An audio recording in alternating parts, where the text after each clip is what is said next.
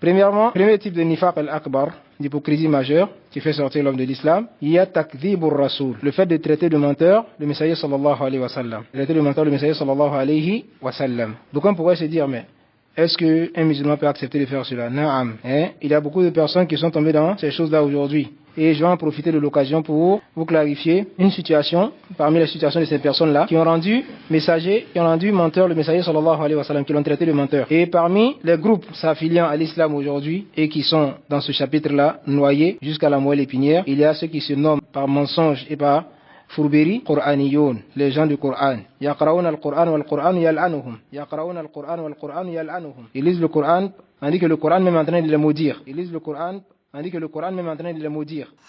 Ces personnes-là qui se sont nommées par fourberie et par trahison, coranistes, pour essayer de tromper les musulmans. Pourtant Allah subhanahu wa ta'ala, il dit, Qul ati'u Allah wa rasula. Dit Mohammed à tous les musulmans et tout le monde entier, obéissez à Allah subhanahu wa ta'ala et aux messagers.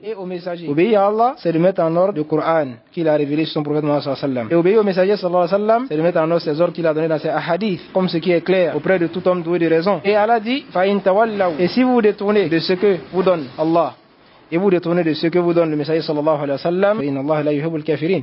Il n'aime pas les mécréants. Et cela montre clairement la mécréance de ces personnes-là qui refusent les ordres du messager sallallahu alayhi wa sallam. Voilà pourquoi les savants ont évoqué même le ijma sur la mécréance de ces personnes-là. Et je vais vous louer, Inch'Allah, quelques textes qui ne sont pas dans le livre ici, que j'ai pris le soin de noter à quelque part. Il y a parmi les savants qui ont parlé de ces gens-là, comme l'a rapporté le Cheikh Abdul Latif al-Sheikh dans son livre Bolal al-Qur'aniyin, l'égarement des coranistes. Il dit qu'on a inaqada al-ijma. Le ijma a été mentionné à ce sujet, ala anna man radda sunnat al-nabawiyya, clarifiant que toute personne qui rejette la sunna prophétique, faqad irtadda an l'islam. Il a certes apostasié de l'islam. Hada fi sha'ni man haula Abdullah al-Mariqin. Ça c'est au sujet de ces égarés-là qui sont sortis de l'islam, pensant qu'ils en font partie. Et il cite maintenant, Qala ibn Hazm fi ihkami fi usul al-ahkam. Ibn Hazm, il dit dans son livre Al-Ihkam fi usul al-ahkam, tome 2, à la page 80, là où anna mra'an, si il se trouve quelqu'un qala, qui dit la na'khudhu illa bima wajadna fi al-Qur'an, nous n'acceptons que ce que nous avons trouvé écrit dans le Coran, la kana kafiran bi ijma' al-umma. Il dit cela était une mécréance, c'est par le consensus de toute la communauté. C'est par le consensus de toute la communauté.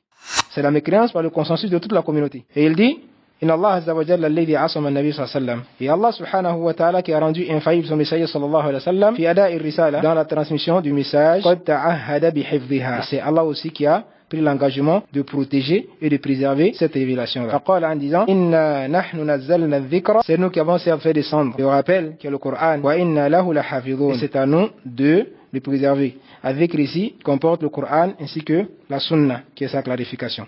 Et il dit ولهذا كان الوحي يستدرك على النبي صلى الله عليه وسلم. Voilà pourquoi la révélation descendait et était prise du messager sallallahu alayhi wa sallam. إن اجتهد قبل أن ينزل الوحي. S'il faisait un effort avant qu'un verset ne vienne clarifier ce sujet-là, alors c'était accepté depuis autant du messager sallallahu alayhi wa sallam. S'il y a un sujet qu'il fait un effort par rapport au hadith, par rapport à la connaissance qu'Allah l'a accordée, par rapport aussi au verset du Coran qu'il connaît, et qu'il fait un effort, cela était pris en compte jusqu'à ce que vienne un verset venir clarifier le sujet, ou bien même des versets ne venaient pas, ça laissait sur son jugement. Et cela était connu depuis le temps d'époque prophétique, alayhi salatu wassalam. وروى الخطيب البغدادي في الفقيه والمتفقه. الخطيب البغدادي rapporte dans son livre, au tome 1 à la page 267, عن الأوزاعي.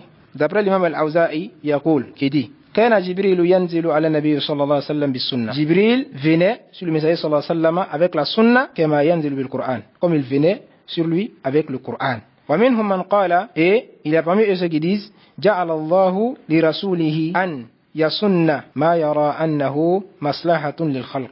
Allah subhanahu wa ta'ala a permis à son prophète sallallahu alayhi wa sallam de légiférer en tant que sunna qu'il voit dans l'intérêt des créatures d'Allah subhanahu wa ta'ala. Wastadalla biqawlihi ta'ala, et ils ont argumenté avec la parole d'Allah subhanahu wa ta'ala. Elle a dit Inna nazzalna ilayka al-kitab. C'est nous, Inna anzalna ilayka al-kitab. C'est nous qui avons fait descendre le livre sur toi, bil haqq, en toute vérité, litahkuma bayna an-nas, pour que tu juges entre les gens, bima araka Allah, de ce qu'Allah subhanahu wa ta'ala t'aura montré. Le livre, il est là. Et tu vas juger aussi entre les gens de ce qu'Allah t'aura montré dans une situation où il n'y a pas de verset qui clarifie cela. Et cela parle de la sunna, effectivement. Et il dit encore, وَإِنَّمَا خَصَّهُ اللَّهُ تَعَالَى بِأَنْ يَحْكُمَ بِرَأْيِهِ. Et Allah subhanahu wa ta'ala a spécifié son prophète sallallahu alayhi wa sallam et l'a permis de juger avec son opinion. لِأَنَّهُ مَعْصُوم.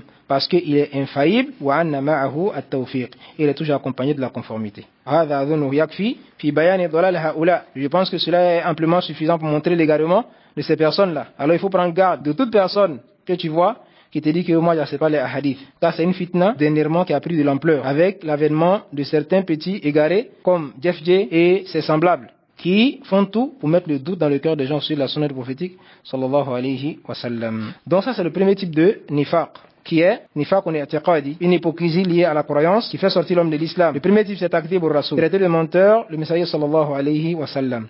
Refuser sa sunna fait partie de cela aussi.